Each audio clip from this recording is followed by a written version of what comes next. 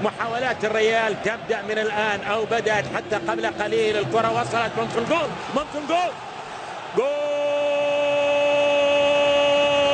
من بدري للريال، من بدري للريال. كريستيانو والأنصار والمشجعين وخامس ومارسيلو والكل سعيد في سانتياغو برنابيو، لأن كانت محاولة مع بداية المباراة. تأتي الآن المحاولة الثانية والمتألق الرائع أمام كريستيانو رونالدو اللي يسجل الهدف ويرسل بالتالي الرسائل إلى ميسي وإلى نيمار. لاحظ الانطلاقة ولاحظ التقدم من داني كارفاخال أولا، وبعد ذلك جاريث بيل إلى كريستيانو، وكريستيانو هنا يسجل الهدف الأول لمصلحة الريال.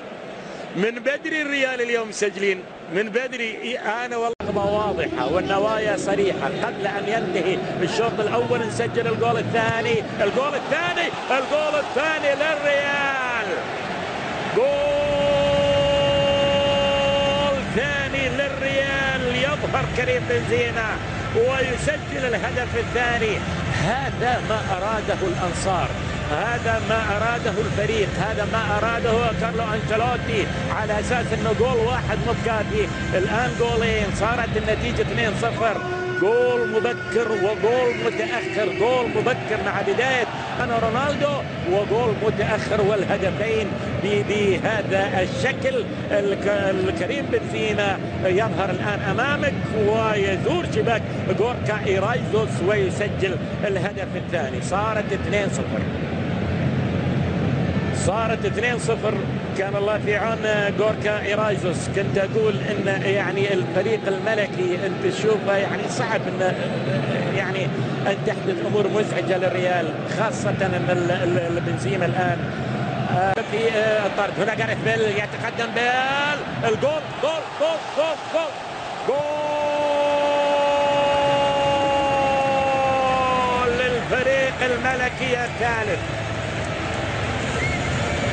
BBC يظهرون بشكل متواصل، BBC يظهرون والكل يشجع عشاق ريال مدريد من مختلف القارات الحاضرين في الملعب.